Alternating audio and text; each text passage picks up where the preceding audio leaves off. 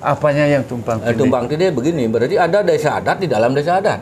Nah, ditanyakan aja baik-baik. Ya, permohonannya itu disampaikan. Nah, ini sudah baik.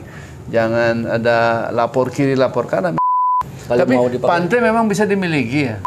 jadi kami sempat pernah dilarang untuk membuat tempat melasti, dilarang untuk membuat nama tempat untuk melasti, bahkan pernah dipasangin portal.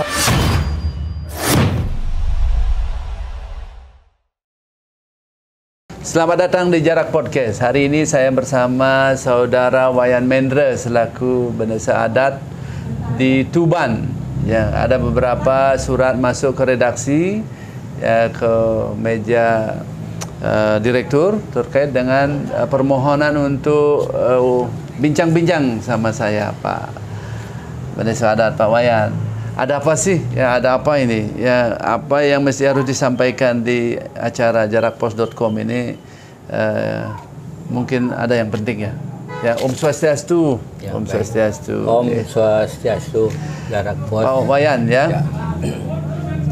Benar nggak Pak Wayan pernah mengajukan untuk pengelolaan pantai Tuban? Ya, apa harapan Pak Wayan Mendra selaku ya, kepala desa adat di sana? Mungkin disampaikan Pak Wayan.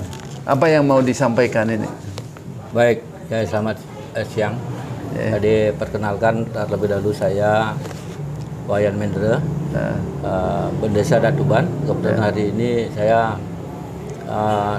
telah lama juga mendapatkan kepercayaan sebagai ketua anak cabang Partai Demokrat di Kecamatan Kute dan terpilih sebagai Bendesa Adat Tuban mulai 2014 sehingga hari ini adalah jabatan kami di tahun yang ke-7. Terima kasih pada Jarak Bali pada kesempatan untuk saya.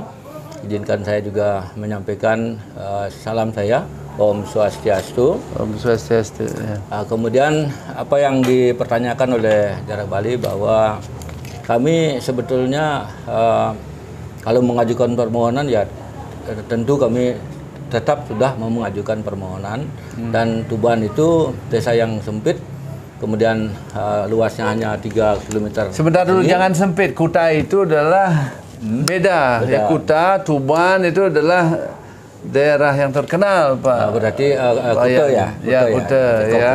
Jangan tidak, itu kota yang ditengok oleh turis mancanegara dan bentar saya domestik bahwa kami ada di pintu gerbang ke Bali. Pintu gerbang karena ada bandara di situ kan. Ya. Silakan. Kami akan sampaikan betapa pentingnya desa adat itu dan strategisnya kami di Tuban untuk menyuarakan adat istiadat kan gitu. Dalam hal ini sebagai berdesa kami ingin pantai kami itu bisa dikelola dengan baik, tepat guna, yaitu dikelola oleh para desa adat setelah desa-desa adat itu mendapatkan hak kelolanya. Jadi melihat situasi dan kondisi sekarang ini banyak terjadi informasi bahwa pantai-pantai di Bali itu ada yang dikelola oleh pihak ketiga tanpa sepengetahuan pemerintah. Demikian Pak. Ya, kan ada perda yang mengatur terkait dengan tata kelola bendega dan pesisir ya. Tentu Bapak sudah menyampaikan ini ke mana?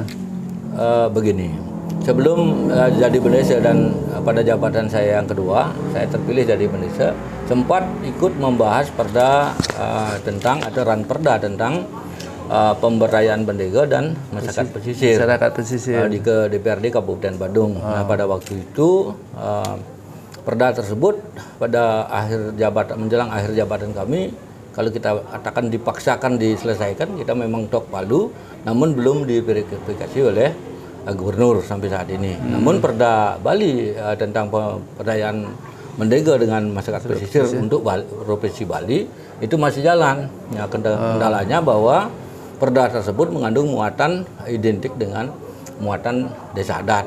Misalnya pesisir atau perda tersebut melegalkan bendega tersebut yang memiliki pewenangan, jadi unsur anggota bendega dan masyarakat pesisir.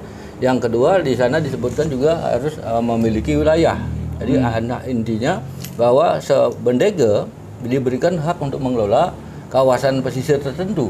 Misalnya anggaplah di Tuban, ya kebetulan saya bendesa Kan Tuban. dua pantai itu Kita ya, punya dua pantai yang di Balas, Segara Kau, Ya. itu lepatnya di sebelah utara runway dan di sebelah selatan daripada Hotel Patra Jasa. Baik. Jadi kemudian yang di sebelah timur itu ada di Teluk Benua. Teluk Benua. Nah, tentu di dalam perda tersebut juga harus adanya nelayan itu mengelola pura, yaitu pura segara. Ya. Sehingga simpulannya harus ada pelemahan, ada pewongannya, kemudian ada periangannya. Dan ini kan identik dengan desa adat. Ya. Ya, kesimpulannya pada waktu itu kami di DPRD Bandung menganggap bahwa itu ada duplikasi tumpang tindih ketentuan yang mengatur perda tersebut dengan desa adat. Jadi desa adat itu mengatur. Tunggu sebentar. Siap. Tumpang tindih. Tumpang tindih. Apanya yang tumpang tindih? Tumpang tindih begini, berarti ada desa adat di dalam desa adat. Oh. Nah, jadi desa adat punya pelemahan. Ya. Bahkan sampai pesisir itu pun juga termasuk milik wilayah desa adat. Kemudian di dalam perda itu, jadi perda itu mengatur bahwa di pesisir tertentu ada tempat tertentu diberikan kepada dikuasai oleh kelompok tertentu. Dalam hal ini dilindungi oleh perda perlindungan bendega dan masyarakat pesisir. Kemudian kita punya pewongan. Jadi itu kekuasaannya berdesa. Jadi setiap orang yang berada di desa tersebut, termasuk nelayan, adalah krama desa adat. Kemudian periangan pura itu juga dikelola sebetulnya oleh desa. Jadi bendega punya pelemahan pewongan dan periangan ada di desa adat. Kemudian desa itu induknya adalah desa yang memang memiliki legalitas formal sesuai dengan peraturan perundang-undangan yang ada. Oke, tunggu sebentar. Sehingga terjadi tumpang tindih dan Ya. itu mestinya tabrakan lah. Berarti ada desa adat di dalam desa adat. Ya, oke, kembali ke tujuannya Bapak Wayan ya. Apakah Bapak Wayan mengajukan ya permohonan ini memakai BUMDes atau koperasi atau lembaga adat? Yang mana Bapak Wayan pakai? Karena permohonan pengelolaan pantai itu kan harus ada dasar hukumnya. Sekarang kalau perusahaan ada NIB lah ya, ada legal formalnya lah ya. Baik. Supaya bisa diberikan oleh pemerintah. Jadi apa yang Bapak pertanyakan, bahwa kami bisa menjawabnya bahwa desa adat itu sekarang adalah pemerintahan desa adat. Oh, Jadi berarti kami mempergunakan jalur pemerintahan desa adat pasal 12, pasal 80 dan sampai dengan pasal 84 atau 85 kalau saya tidak salah. Jadi bab 12 pasal 80. Apakah sudah pernah mengajukan proposal untuk peruntukannya apa, terus bagaimana manajemennya untuk mengelola itu, sudah pernah dibikin nggak? Kami sudah pernah mengajukan untuk pesisir di timur, kami pernah mengajukan dalam baik secara verbal melalui sebuah forum komunikasi lewat Zoom meeting dengan Taura Bali, ada Dinas Kehutanan Provinsi Bali, dan juga untuk Pantai Segara yang di barat itu memang kami sudah memiliki legalitas formal yang dibuat di bawah tangan tahun 2021. Tunggu sebentar, itu yang Bapak Wayan mohon itu tanah punya provinsi atau kabupaten atau tanah negara atau tanah kehutanan atau PSDA? Yang mana itu? Siap. Yang di Segara Barat, yang di Segara Kau, sisi Segara Kau itu yang kami mohon itu tanah negara. Tanah negara. Itu hanya luasnya, panjangnya kurang lebih 150 meter, lebarnya hanya kurang dari 75 meter dari pesisir laut pada waktu air itu pasang. Yang itu sudah jelas sepadan pantai. Peruntukannya yang selama ini sebelumnya sudah diatur untuk melasti Pantai Tuban sepertiga. Kemudian untuk yang kedua yang bagian di tengah itu adalah untuk penambatan jukung nelayan setempat yang dulu namanya nelayan Samudra Jaya Kuta. Tunggu sebentar, untuk melasti sekarang sudah bisa kah? Sudah bisa kegiatan melasti di sana apa tidak bisa? Bisa. Bisa. Berarti sudah dikabulkan dong permohonan itu. Baik. Ya. Tapi dalam unsur dikabulkan dan diketahui oleh pemerintah termasuk legal di bawah tangan antara kami dengan Desa Adat Kuta, karena kami berbatasan dengan Desa Adat Kuta, sehingga legalitas formalnya dari pemerintah itu belum ada. Jadi berdasarkan berita yang ngetren belakangan ini, banyak orang, kelompok maupun usaha yang dianggap diduga melakukan penguasaan aset negara di pesisir itu. Jadi kami berkesimpulan untuk lebih menguatkan bahwa seluruh pantai yang ada di seluruh Bali ini bisa segera diberikan hak kelola kepada desa adat. Tunggu sebentar, tunggu sebentar. Ya. Ya, ini kan hak setiap warga, apalagi ada kelompok, apalagi lembaga adat. Kenapa tidak diikuti mekanismenya supaya diberikan itu, apalagi sudah rapi sekali proposalnya, ya ditujukan kepada, ya tusi yang memiliki ini adalah BPN karena tanah negara. Berarti permohonnya itu yaitu ke BPN, nanti BPN di sini akan menindaklanjuti karena ada yang direktur menangani ini khusus itu. Mantan kepala BPN Badung itu sekarang menjadi direktur ya tanah pemerintah, Pak Made Daging. Ya, ditanyakan aja baik-baik. Ya, permohonannya itu disampaikan. Nah, ini sudah baik. Jangan ada lapor kiri, lapor kanan. Mekanismenya, proseduralnya diikuti sehingga dikasih atau tidak. Kan begitu kira-kira ya. Ikuti mekanismenya supaya mereka membantu lembaga adat ini tidak salah, tidak uju-uju seperti itu, tidak seperti di rumah anak nangis terus minta karena ini ada aturan. Kira-kira begitu Pak Made. Ya Pak Wayan. Saya luruskan apa yang disampaikan, kami telah melakukannya dengan baik. Bahwa ini termasuk sengketa tanah negara yang diklaim oleh kelompok nelayan tertentu yang bukan juga warga kami, kemudian mengklaim bahwa tempat itu adalah mereka yang memiliki, menguasainya. Adalah alas haknya nggak? Sertifikat pipil? Tidak ada alas hak.